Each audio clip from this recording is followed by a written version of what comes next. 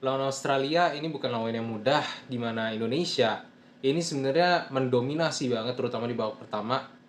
Tapi lagi-lagi efektivitas mengalahkan tim dari Indonesia, di mana Australia berhasil cetak 4 gol lawan Indonesia yang nggak bisa cetak gol sama sekali atau nol.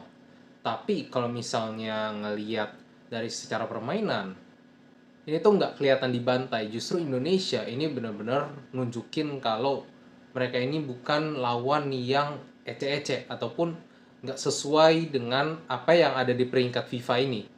Di mana peringkat FIFA-nya Indonesia ini tuh ada di peringkat 122, guys. Sementara Australia ini ada di peringkat 25. Benar-benar jauh, tapi kita bisa kasih lihat kalau Indonesia ini pantas untuk berada di arena knock-off dari Piala Asia. Dan kalau misalnya ngelihat analis-analis atau pandit-pandit luar, mereka semua benar-benar apresiasi apa yang ditunjukin sama Indonesia, karena walaupun Indonesia secara kualitas ini kalah dengan Australia, tapi mereka menyuguhkan permainan yang benar-benar menyenangkan untuk dilihat. 4-0 kesana kayak dibantai, padahal enggak. Memang efektivitas dari Australia ini benar-benar harus diapresiasi untuk pertandingan kali ini. Dan bukan cuma itu aja, mereka berhasil mengekspos kelemahan Indonesia di segi fisik. Terutama gol terakhirnya. Itu benar-benar nggak kekawal, dan itu tinggi banget dari pemain dari Australia. Sehingga Indonesia juga cukup kewalahan untuk antisipasi itu. Bahkan akan Bagot, itu juga pemain yang paling tinggi dari Indonesia, itu tuh juga masih kalah tinggi sama dia. Dan di sini ada beberapa highlight yang aku bikin, di mana ada sisi plus dan sisi minusnya.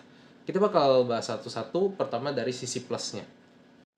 Yang pertama, Indonesia di sini pasang 3-4-3 dan Aussie ini bermain 4-4-1-1. Yang dimana justru Australia ini tuh lebih mengadaptasi permainan dari Indonesia, di mana mereka ini menerapkan sistem yang benar-benar cenderung lebih mengandalkan defense ataupun counter attack, di mana mereka sendiri juga benar-benar menekankan supaya sisi sayap Indonesia ini kesulitan untuk bisa mengembangkan permainan. Tapi pada akhirnya Indonesia ini berhasil mendominasi permainan secara overall, terutama di babak pertama. Di babak pertama itu permainan yang salah satu yang terbaik yang ditampilkan sama Indonesia sejauh ini, guys. Dan benar-benar memuaskan ngelihat permainan dari Indonesia sendiri, walaupun sayang harus kebobolan lewat gol bunuh dirinya akan Bagot di awal-awal, dan kebobolan di menit-menit akhir babak pertama. Itu passingnya dari pemain Aussie dari sisi kanan itu keren banget, tapi memang sayang banget gak ditutup sama Asnawi, jadi akhirnya gol 2-0. Nah, kemudian secara persentase juga mungkin kelihatannya ball possession ini tuh cenderung dikuasain sama Aussie, tapi kenyataannya kalau secara lapangan justru Indonesia ini yang lebih mendominasi secara permainan. Dan seperti yang udah dibilang tadi, skor 4-0 akhirnya ini bukan karena Indonesia ini benar-benar diobok-obok, tapi memang kalah efektivitas. Kita juga punya beberapa peluang di babak pertama, tapi sayangnya eksekusinya kurang, dan di babak kedua kita kesulitan untuk membuat peluang. Dan ini bakal gue jelaskan nanti. Tapi pada akhirnya, secara kesimpulan dari segi positif ini adalah Indonesia ini udah mengerahkan segalanya yang mereka bisa. Mereka udah berusaha untuk all out, dan mereka ini benar-benar kayak nothing tulus berusaha untuk memenangkan pertandingan walaupun lawannya ini jauh lebih kuat, tapi Indonesia nggak gentar, nggak takut, dan itu yang keren banget dari Indonesia. Nah, setelah tadi udah beberapa hal yang ada di mention gimana hal positif dari Indonesia lawan Australia ini, ada beberapa hal juga yang bisa jadi catatan buat Indonesia. Yang pertama, waktu main 3-4-3. Di babak kedua sebenarnya sayang banget ini kurang optimal, karena Australia ini nge-adjust permainan mereka di babak kedua dengan bermain lebih ke dalam. Mereka cenderung lebih banyak memainkan pemain untuk berada di babak sendiri dan lebih memanfaatkan counter attack. Sehubung mereka sendiri juga udah unggul 2-0. Nah, yang disayangkan di sini sebenarnya dari sisi Indonesia adalah mereka sebenarnya terlalu banyak main di sisi samping. Padahal mereka ini udah bagus banget, mereka udah bisa narik beberapa pemain, bahkan ada di satu momen di mana Australia itu bisa sampai ketarik 5 sampai 6 pemain itu bisa ketarik semua ke pinggir, dan di tengah ini tuh cenderung kosong. Nah, ini yang kurang dimanfaatkan sama pemain Indonesia. Sehingga kalau misalnya mereka bisa manfaatin ini di tengah ini mereka bisa dapat banyak celah juga di tengah dan bisa manfaatin itu untuk kesempatan buat cetak gol. Nah, setelah itu juga di sisi sayap, kenapa Indonesia sendiri cenderung kesulitan? Karena malah jatuhnya di sayap ini tuh cenderung lebih banyak adu fisik. Sementara adu fisik, Indonesia ini cenderung kalah.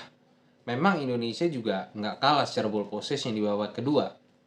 Tapi, balik lagi, kesulitan bahkan untuk masuk ke area pertahanannya dari Australia. Karena balik lagi, ditahan di sayap sama pemain Australia. Dan pada akhirnya di babak kedua, mereka tambah lagi beberapa pemain sayap untuk bisa meredam serangan-serangan dari Indonesia di lini sayap ini. Dan kalau dari segi pemain, sayangnya ada satu pemain yang underperform. Asnawi. Asnawi, kalau dari permainan kemarin, itu sebenarnya memang kurang dari apa yang diekspektasikan. Karena ditempatkannya Asnawi ini diharapkan bisa lebih banyak meredam serangan dari sisi kanan. Dan untuk gol kedua itu juga sayang banget. Karena Asnawi sendiri juga telat menutup golnya. Dan pada akhirnya dia diganti sama Witan. Yang memang Indonesia lebih butuh serangan untuk bisa ngedobrak sisi pertahanan lawan. Tapi memang kalau ini opini pribadi sih. Kalau dari segi pergantiannya Rizky Ridho, kayaknya aku lebih prefer Mark Locke yang dimasukin. Karena kalau ngelihat lebih banyak persaingan di sisi sayap, ini tuh butuh di sisi tengahnya yang bisa ngasih umpan terobosan juga. Sehingga sirkulasi bola di tengah ini tuh lebih kuat dan lebih cepat. Dan Mark Locke itu punya kemampuan untuk passing bola bawah. Jadi ini bakal bisa dimanfaatin banget sebenarnya untuk di babak kedua kemarin. Karena banyak celah-celah di bawah-bawah yang bisa dimanfaatin sama pemain-pemain yang seperti Mark Locke yang bisa kasih passing-passing akurat dari segi bola bawah. Dan buat gol ketiga itu memang udah sulit karena Hernando Ari itu juga dia udah nepis tapi bolanya jatuh di kaki lawan dan akhirnya bisa cetak gol. Dan di gol keempat ini yang sebenarnya juga sayang banget karena pemain back dari Australia ini waktu set piece itu tuh telat dijaga sehingga dia bisa bebas cetak gol dan akhirnya 4-0 harus diterima sama Indonesia. Tapi apapun hasilnya yang diterima Indonesia saat ini, Indonesia udah menampilkan yang terbaik. Jadi kita berharap khususnya di U23 ini karena U23 justru yang jadi pemain-pemain kuncinya. Karena di U23 ini justru pemain-pemain Indonesia ini banyak yang jadi kunci. Semoga Indonesia bisa full team walaupun sulit karena pastinya juga para klub-klubnya masing-masing juga membutuhkan tenaga dari para pemain ini. So, itu aja untuk video kali ini. Thank you for watching. Gimana pendapat kalian tentang permainan Indonesia sejauh ini di Piala Asia? Yuk, komen di bawah. Jangan lupa juga buat like, komen, dan subscribe.